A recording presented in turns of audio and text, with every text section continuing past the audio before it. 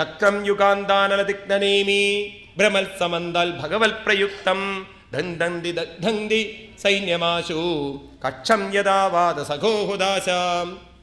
ഭഗവാന്റെ സുദർശന ചക്രം അതിങ്ങനെ ചുറ്റിക്കറങ്ങിക്കൊണ്ട് ഭയപ്പെടുത്തിക്കൊണ്ട് മറ്റുള്ളവർക്ക് ഭയം ജനിപ്പിച്ചുകൊണ്ട് അങ്ങനെയുള്ള ആ ചക്രം എൻ്റെ കൂടെ എപ്പോഴും ഉണ്ടാവണം. ദന്തന്തി ദഗ്ധന്തി, എൻ്റെ മനസ്സിലുള്ള അസൈന്യമാശു, എൻ്റെ ഉള്ളിലുള്ള ശത്രുക്കളെ മുഴുവൻ അത് എന്ത് ചെയ്യണം? സന്തന്തി സന്തന്തി, ചുട്ട് നശിപ്പിച്ചിരിക്കണം. ഭഗവാന്റെ ചുട്ടുകളഞ്ഞിരിക്കണം. കക്ഷം യഥാവാദ സഹോഖുദാശാം. അങ്ങനെ ഭഗവാൻ എന്നെ അനുഗ്രഹിക്കട്ടെ. ഇനി ഭഗവാന്റെ ഗദേശ നിഷ്പശന വിസ്ഫുലിംഗേ നിഷ്പിണ്ഡി നിഷ്പിണ്ഡ്യജിത പ്രയാസി കുഷ്മാണ്ഡ വൈനായക യക്ഷരക്ഷോ ഭൂതഗ്രാം ചൂർണയാരിൻ. ഭഗവാന്റെ ഗതയുണ്ടല്ലോ, വിസ്ഫുലിംഗേ നിഷ്പിണ്ഡി നിഷ്പിണ്ഡി, അടിച്ച് പൊടിച്ച് തകർക്കണം. ആരെ തകർക്കണം? ഇത് ശത്രുസംഹാരമുട്ടല്ലേ? എൻ്റെ ദൗർബല്യങ്ങളെയും എൻ്റെ വിഷമങ്ങളെയൊക്കെ ഭഗവാന്റെ ഗത അടിച്ച് തകർത്തുകൊണ്ട് കുഷ്മാണ്ഡവയ്യായക രക്ഷരക്ഷോ ഭൂതഗ്രഹം ചൂർണയ ചൂർണരാതിൻ. അതുപോലെ ഭൂതം തുടങ്ങിയിട്ടുള്ള പ്രേതഭൂത പിശാചുക്കളാകുന്ന ചിന്തകളുണ്ടല്ലോ, അതായത് ദൗർബല്യ ചിന്തകൾ, അതിനെയൊക്കെ ചൂർണമാക്കി മാറ്റണം. ചൂർണം ആയുർവേദം നല്ലോണം ഉപയോഗിക്കുന്ന ആൾക്കാരല്ലേ, അതൊക്കെ പൊടിച്ചു കളയണം ഭഗവാനെ. അപ്പം അടിച്ച് പൊടിച്ചു കളയണം എൻ്റെ ഉള്ളിലുള്ള എല്ലാ ദൗർബല്യങ്ങളും. പ്രേതചിന്തകൾ ഉണ്ടാവരുത്, ഭൂതചിന്തകൾ ഉണ്ടാവരുത്, ഒരു ചിന്തയും എൻ്റെ മനസ്സിൽ വെക്കാൻ എനിക്ക് തോന്നരുത്, വയ്യാന്ന് തോന്നരുത്. ഇപ്പം എപ്പോഴൊക്കെ ദൗർബല്യങ്ങൾ വരുന്നുണ്ടോ അപ്പോഴൊക്കെ ആരെ ഓർക്കണം? ഭഗവാന്റെ ഗതയെ ഓർക്കണം. വയ്യാന്നുള്ള ചിന്തയെ ഗത കൊണ്ട് അടിച്ചു മാറ്റണം. ആരടിച്ചു മാറ്റും? നമ്മൾ ഓർത്താൽ മതി. ആരടിച്ചോളും? ഭഗവാൻ അടിച്ചോളും. അങ്ങനെ നമ്മുടെ ഉള്ളിൽ ഡിക്ഷണറിയിൽ വയ്യ എന്നുള്ളൊരു വാക്ക് പറയരുത്. മനസ്സിലാവുണ്ടോ? മുട്ടുവേദന എന്ന് തോന്നുമ്പോഴേക്കും മുട്ടിന് തല്ലുന്നതായിട്ട് നോക്കണ്ട, ആ വയ്യ എന്നുള്ള ചിന്തയ്ക്ക് ഒരു തല്ല് കിട്ടുന്നതായിട്ട് അപ്പോൾ ഓർക്കുക. അതുപോലെ ബാക്ക് പെയിൻ എന്നൊക്കെ ഓർക്കും. എന്തെങ്കിലും വയ്യായികൾ അസുഖങ്ങളൊക്കെ വരുന്ന സമയത്ത് ഈ ഭൂതപ്രേത വിഷാദുക്കളെയൊക്കെ നമ്മുടെ മനസ്സിൽ നിന്ന് തല്ലിക്കൊണ്ട് തല്ലിക്കൊണ്ട് തല്ലിക്കൊണ്ട് ഇങ്ങനെ ഓരോന്നെടുത്ത് മാറ്റുമ്പോൾ നമ്മുടെ മനസ്സിന് കൂടുതൽ കൂടുതൽ എന്ത് കിട്ടും? ശക്തി കിട്ടും. ഇതൊക്കെ വായിച്ചിട്ട് അപകടമാക്കരുതേ. നമ്മുടെ മനസ്സിലെ ചിന്തകളെയാണ് മാറ്റേണ്ടത്. കാലിന് മുട്ടിന് വേദന ഉണ്ട്, ഭഗവാൻ ഒന്ന് കൊടുക്കാൻ പറഞ്ഞിട്ടുണ്ട് എന്ന് പറഞ്ഞിട്ട് രാജാവിൻ്റെ അവസ്ഥ ഉണ്ടാക്കി വയ്ക്കരുത്. പണ്ടൊരു രാജാവ് കൊരങ്ങനെ വളർത്തി, കേട്ടിട്ടുണ്ടല്ലോ. അങ്ങനെ രാജാവ് കൊരങ്ങനെ വളർത്തി, സുഹൃത്തായി, നല്ല സുഹൃത്തായി, നല്ല സുഹൃത്തായി, അങ്ങനെ കാലം മുന്നോട്ട് പോകുന്നതിൻ്റെ ഇടയ്ക്ക് തന്നെ ശുശ്രൂഷിക്കാനുള്ള ജോലി കൊരങ്ങിന് കൊടുത്തു. ഒരു ദിവസം രാജാവ് കടന്നുറങ്ങുമ്പം രാജാവിൻ്റെ മേൽ ഈച്ച വരുന്നത് ഈ ചങ്ങാതി നോക്കി. അങ്ങനെ നോക്കുമ്പോഴാണ് ഒരു ഈച്ച വേഗത്തിൽ വന്ന് മൂക്കിൻ്റെ മുകളിൽ ലാൻഡ് ചെയ്തത്. തന്നോട് ശുശ്രൂഷിക്കാനാ പറഞ്ഞത്. എന്തു ചെയ്യാം? നോക്കുമ്പോൾ ഗത കണ്ടില്ല, വാള് കണ്ടു. എടുത്ത് വാള് കൊടുത്തു വിട്ടതാ കിടക്കണു രാജാവ്. 2 ഈച്ചയെ കൊല്ലാൻ ശ്രമിച്ചതാ. ഇതുപോലെ നമ്മുടെ ശരീരത്തിന് ഇന്നും വേദനിപ്പിച്ചിട്ട് കാര്യമില്ല. വേണ്ടത് മനസ്സിലുള്ള ചിന്തകൾ എടുത്ത് മാറ്റണം. ഇനിയോ ത്വം യാതുദാന പ്രമദ പ്രേതമാതൃപിശാ പിശാചവിപ്രഗ്രഹഘോരദൃഷ്ടിൻ ധരേന്ദ്രവിദ്രാവയ കൃഷ്ണഭൂരിതോ ഭീമസ്തനോരേ ഹൃദയാനികംഭയൻ. അങ്ങനെയുള്ള ഭഗവാന്റെ ഓരോ കാര്യങ്ങൾ പറഞ്ഞിട്ട് പറഞ്ഞു, ഇവിടെ ഇനി ചിന്തിക്കേണ്ടത് ഭഗവാന്റെ അതിഗംഭീരമായിരിക്കുന്ന ഉച്ചധ്വനി ഉണ്ടാക്കുന്ന പാഞ്ചജന്യത്തെ നല്ല വേണം. ധരേന്ദ്രവിദ്രാവയ കൃഷ്ണപൂരിതോ ഭീമസ്സനോ ഹരേ ഹരേ ഹൃദയാനികംഭയൻ. ഭഗവാന്റെ ആ പാഞ്ചജന്യത്തിൽ നിന്നും മുഴങ്ങുന്ന ഉഗ്രമായ ഓങ്കാരധ്വനി സ്മരിച്ചുകൊണ്ട് ഹൃദയത്തെ ഒന്ന് പ്രകമ്പനം ചെയ്യിച്ചുകൊണ്ട് പിശാച വിപ്രഗ്രഹഘോര ദൃഷ്ടിൻ. ഉള്ളിൽ നിന്ന് ആരെ പറഞ്ഞേക്കണം? പിശാച് തുടങ്ങിയിട്ടുള്ള അങ്ങനെയുള്ള ചിന്തകളൊക്കെ മനസ്സിൽ നിന്ന് മാറ്റണം. അപ്പം കയ്യിൽ ചരട് കെട്ടാനല്ല ഭാഗവതം പറയുന്നത്. ഈ പ്രേതം പിടിച്ചവരൊക്കെ ഉണ്ടല്ലോ, ചരട് കെട്ടി നടക്കണോ? അപ്പം ചരട് കെട്ടിക്കൊണ്ട് പ്രേതഭൂത പിശാചുക്കളെ മാറ്റാനല്ല പറയുന്നത്. ഭഗവാന്റെ ഗതയും ഭഗവാന്റെ ചക്രവും ഭഗവാന്റെ പാഞ്ചജന്യത്തിലെ ശബ്ദമൊക്കെ സ്മരിച്ചുകൊണ്ട് ശരീരത്തിൽ നിന്നല്ല പ്രേതത്തിനെ മാറ്റേണ്ടത് മനസ്സിൽ നിന്നാണ്. അപ്രകാരം അതിഗംഭീരമല്ലേ ഈ മന്ത്രം? പഠിച്ച് മനസ്സിലാക്കി വയ്ക്കൂ. ദിവസവും ഇതൊക്കെ ചൊല്ലിക്കഴിഞ്ഞാൽ നിങ്ങൾക്ക് ചരട് കെട്ടേണ്ടി വരില്ല. ആളുകൾ ഇതൊക്കെ കേട്ടാൽ അപ്പോഴും അപകടമാണ് ചോദിക്കുന്നത്. ഒരമ്മ വന്നിട്ട് എന്നോട് ചോദിക്കുകയാണ്, സ്വാമി ഒരു ചരട് കെട്ടി തരുമെന്ന്. ഞാൻ പറഞ്ഞു, ഒന്ന് ഞാൻ നിശ്ചയിച്ചിട്ടുണ്ട്, ആരും ഈ ജന്മത്തിൽ കെട്ടില്ല എന്ന്. ചരട് കെട്ടിയ പ്രശ്നങ്ങൾ തീരുന്നൊക്കെ പറഞ്ഞ് എന്താ ചിന്തിക്കുക? അങ്ങനെ ശരീരത്തിലല്ല പ്രശ്നമുള്ളത് മനസ്സിൽ നിന്നാണ്. അവിടുത്തെ പ്രശ്നങ്ങളെയൊക്കെ അങ്ങോട്ട് പറഞ്ഞയക്കണമെങ്കിൽ അവിടേക്ക് അതിനും ശക്തിയുള്ള ഭഗവാന്റെ ധ്വനിയും ഭഗവാന്റെ ചക്ര തേജസ്സും ഭഗവാന്റെ ഗതാ തേജസ്സും ഒക്കെ അങ്ങോട്ട് പ്രവേശിക്കണം. അപ്പൊ ഇവരൊക്കെ അങ്ങോട്ട് വന്നാലോ, വിഷ്ണുദൂതന്മാർ വന്നാൽ യമദൂതന്മാരെ ഔട്ടാവും. വിഷ്ണുദൂതന്മാർ വരാത്തോടത്തോളം കാലം യമദൂതന്മാർ അവിടെ കയറിയിരിക്കും. നമ്മുടെ വീട്ടിൽ ഗസ്റ്റ് വരും പോലെയാണ്. ഗസ്റ്റ് അങ്ങോട്ട് കയറി വന്നു കഴിഞ്ഞാൽ വീട്ടിലത്തെ ആളുകൾ അവിടെ നിന്ന് മാറി നിന്നു. അപ്പോൾ അവിടെ അവർക്ക് കുറച്ച് 2 ദിവസമൊക്കെ നല്ല ഗംഭീര സദ്യയും വട്ടങ്ങളും ചിട്ടകളും ഒക്കെ ഇട്ട് അങ്ങോട്ട് കൂടി ഗസ്റ്റ് വരണം. അപ്പോൾ ഗസ്റ്റ് വരുമ്പം വീട്ടിലുള്ളവരുടെ ശക്തി കുറഞ്ഞു. ഇനി ഗസ്റ്റ് പോയാലോ വീട്ടിലുള്ളവർക്ക് വീണ്ടും ശക്തി വന്നു. ഇതുപോലെയാണ് ഭഗവാന്റെ തേജസ് ഉള്ളിലേക്ക് വന്നാൽ ഉള്ളിലുള്ള ദൗർബല്യങ്ങളൊക്കെ ക്രമേണ വിട്ടുപോയി.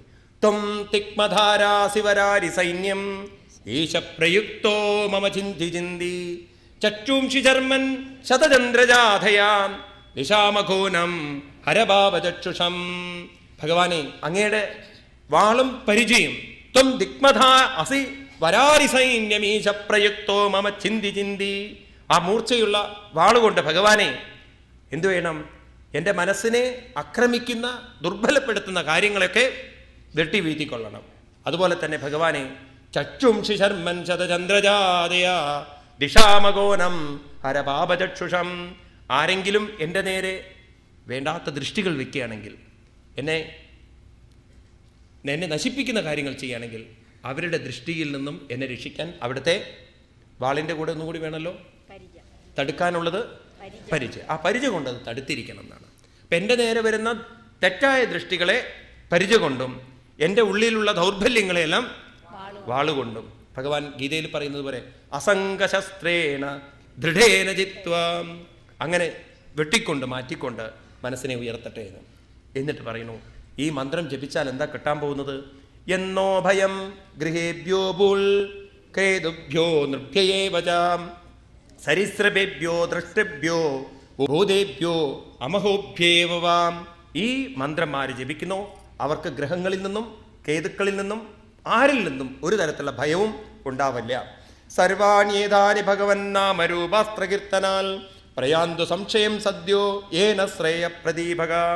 ആരാണോ ഈ നാമം നിരന്തരം ജപിക്കുന്നത് അവർക്ക് സർവശ്രേയസം വന്ന് അവരുടെ പ്രതിബന്ധങ്ങളൊക്കെ അവരുടെ ഉള്ളിൽ നിന്ന് നഷ്ടപ്പെട്ടിട്ട് എല്ലാ തടസ്സങ്ങളും നഷ്ടപ്പെട്ട് അവർക്ക് ഉയരാൻ സാധിക്കും.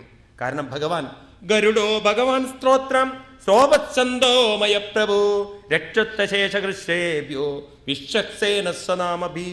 ആരുടെ മനസ്സിൽ ഈ മന്ത്രം ജപിക്കുന്നുണ്ടോ, ഗരുഡോ ഭഗവാൻ സ്തോത്രം, ഭഗവാൻ സ്തോത്ര രൂപത്തിൽ ഈ ഗരുഡ രൂപത്തിൽ ഈ മന്ത്രം ആരുടെ മനസ്സിൽ വരുന്നുണ്ടോ അവിടെ പ്രവേശിക്കപ്പെട്ടിട്ട് അവരുടെ ഉള്ളിലുള്ള ദൗർബല്യങ്ങളെ മാറ്റിയിട്ട് രക്ഷത്വം അവരെ രക്ഷിച്ചിരിക്കുന്നതാണ്.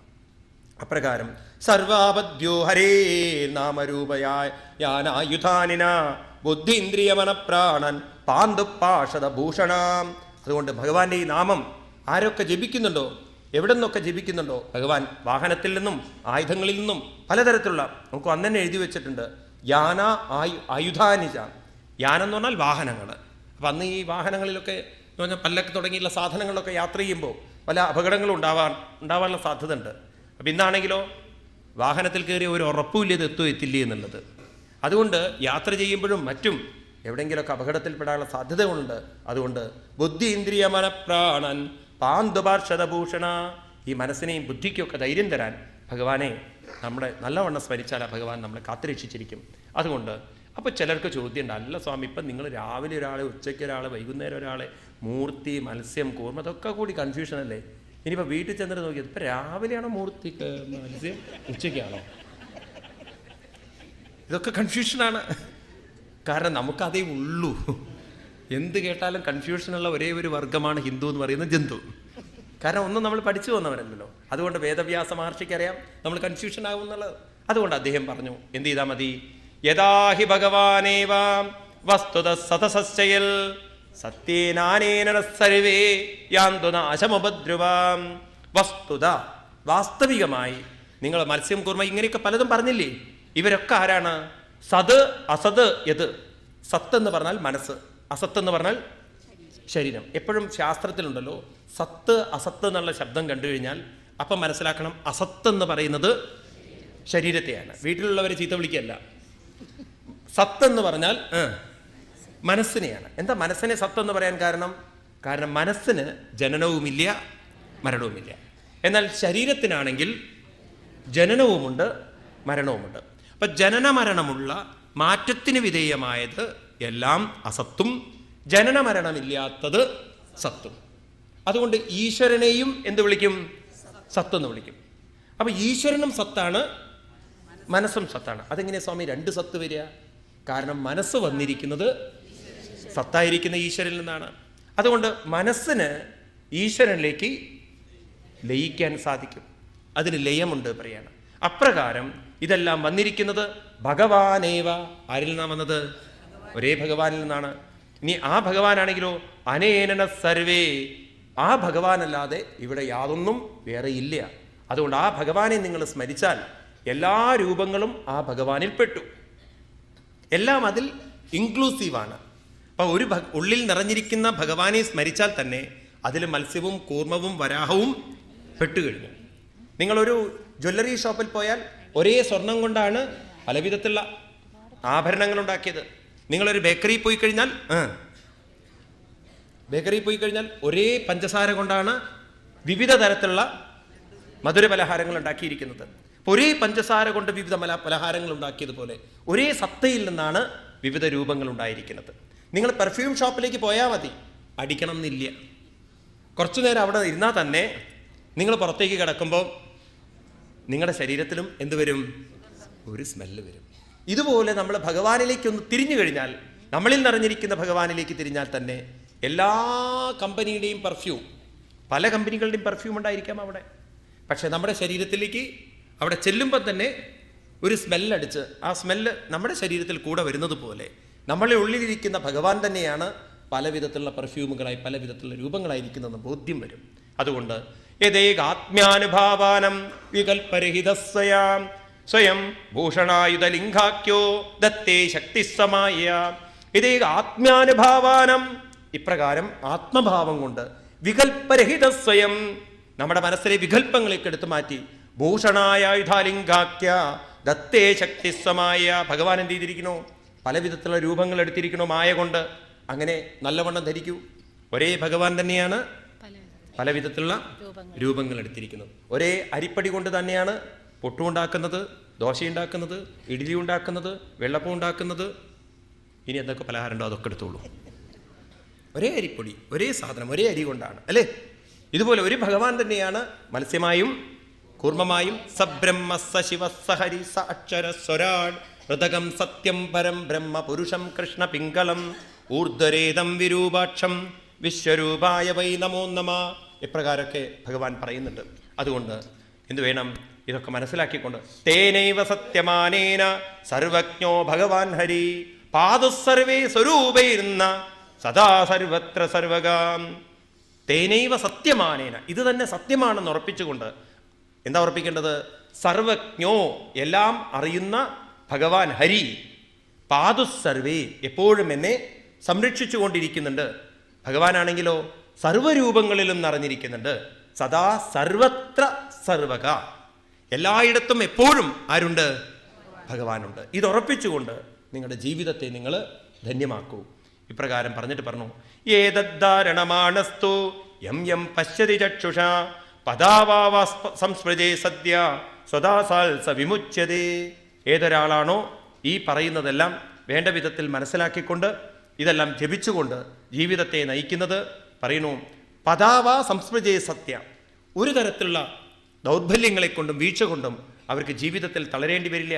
എല്ലാ വിഷമത്തിൽ നിന്നും അവർ വിമുച്യതേ. ഉറപ്പു പറയണ ന കുതശ്ചിൽ ഭയം തസ്യ വിദ്യാം ധാരയതോ ഭവേൽ വ്യാജതസ്യുഗ്രഹാദിഭ്യോ വ്യാഖ്യാദിഭ്യശ്ച കർഹിതിൽ.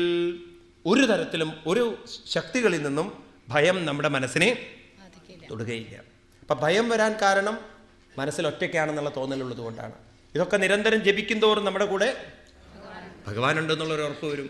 അപ്പം നമ്മുടെ മനസ്സ് തന്നെ പറയും, പേടിക്കണ്ട, ഭഗവാനില്ലേ എന്നിങ്ങനെ ഒരു ധൈര്യം നമുക്ക് തരുന്ന സമയത്ത് ഇതെല്ലാം നമ്മുടെ ദൗർബല്യങ്ങളെല്ലാം നമ്മുടെ ഉള്ളിൽ നിന്ന് പോവും.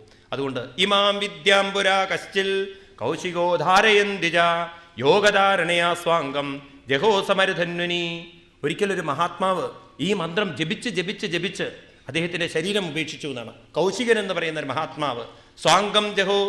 അങ്ങനെ ഇദ്ദേഹം ശരീരം ഉപേക്ഷിക്കുന്ന സമയത്ത് ഈ മന്ത്രത്തിൻ്റെ ശക്തി കൊണ്ട് ഒരു പറയാണ്, ഗഗനാൽ നെപതൽ സദ്യ സ വിമാനേന ഹ്യവാക്ഷിര സ ബാലകില്യവചനാൽ അസ്തിന്യാദായ വിസ്മിത പ്രാസ്യ പരാജീ സരസ്വത്യം സ്നാത്വാധാമസ്വമന്നുകൾ. ചിത്രാംഗൻ എന്ന് പറയുന്ന ഒരു ഗന്ധർവൻ അതിലെ പോവുമായിരുന്നു അത്രേ, ചിത്രരഥ സ്ത്രീവി. അയാൾ അതിലെ പോകുന്ന സമയത്താണ് ഇയാളുടെ തേജസ്, ആ ശരീരത്തിൽ നിന്നൊരു തേജസ് വന്നത്. ആ തേജസ് തട്ടിയിട്ട് അയാളുടെ വിമാനം തലകുത്തി വീണു എന്നാണ്. അപ്പം നമ്മളൊക്കെ ഇത് ജപിച്ചാൽ എയർപോർട്ടിലൊക്കെ പോകുമ്പോൾ ശ്രദ്ധിക്കണം. കാരണം വിമാനങ്ങളൊക്കെ വീഴുന്നൊക്കെയാണ് പറയുന്നത്. കൗശികൻ്റെ ഒരു ശക്തി കൊണ്ട് വിമാനം വീണ്, എന്തിനാണത്ര അത് വീണത്? ഇയാളതിന്ന് പുറത്ത് വന്നിട്ട് ഈ മരിച്ചു പോയ ആളെ അവിടെ ദഹിപ്പിച്ചിട്ട് പോകേണ്ടി വന്നു പിന്നീട് എന്ന് പറയുകയാണ്. അങ്ങനെയൊക്കെ ഒരു കഥ പറയുകയാണ്. എന്ന് പറഞ്ഞാൽ എന്താ ഇങ്ങനെ ഒരു കഥ പറഞ്ഞിരിക്കുന്നത്? അത്രയും ഇതൊക്കെ സംഭവിച്ചു എന്നുള്ളത് പറയുകയല്ല, ഇതിനൊരു കേവത്വം കൊടുക്കുകയാണ്. ഇനിയിപ്പോൾ അതൊക്കെ കേട്ടാൽ ചിലപ്പോൾ വിചാരിക്കുന്ന എനിക്ക് വിമാനത്തെ വീഴ്ത്താനുള്ള കഴിവുണ്ടല്ലേ എന്ന്. അതും പറഞ്ഞിട്ട് നിങ്ങൾ പോരുതേ. അതായത് ഏത് പ്രശ്നങ്ങളെയും അഭിമുഖീകരിക്കാനുള്ള കഴിവ് ഈ മന്ത്രത്തിലൂടെ നമുക്ക് നേടിയെടുക്കാം. അതുകൊണ്ട് ഈ മന്ത്രത്തെ നല്ലവണ്ണം ഉറപ്പിക്കുക. ഇതം ശൃണുയാൽ കാലേ യോധാരേതിരാദ്രുത തം നമസ്യന്തി ഭൂതാനി മുച്യതേ സർവതോഭയൽ ഏതാം വിദ്യാമധിഗതോ വിശ്വരൂപൽ ശതക്രതോ ത്രൈലോക്യലക്ഷ്മിം ബുഭുജേ വിനിർജിത്രമതേ സുരൻ. ആരാണോ ഇത് കാലേ ധാരയതി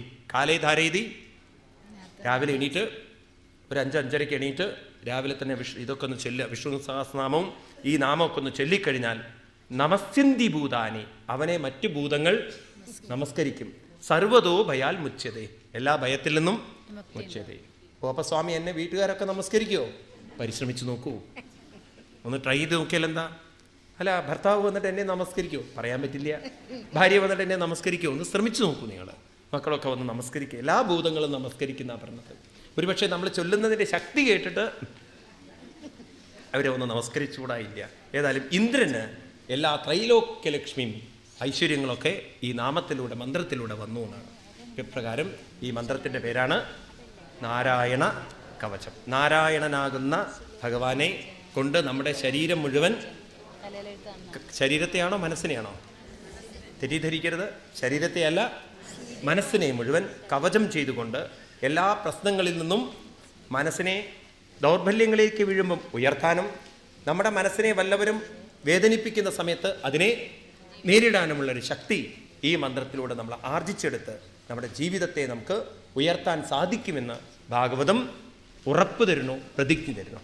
അതുകൊണ്ട് എല്ലാവരും രാവിലെ നേരത്തെ എണീറ്റ് നാരായണ കവചം എന്ന് പറയുന്ന ഈ മന്ത്രം ജപിച്ചുകൊള്ളൂ. അപ്പോൾ സ്വാമി തെറ്റിയാലും പ്രശ്നമില്ല.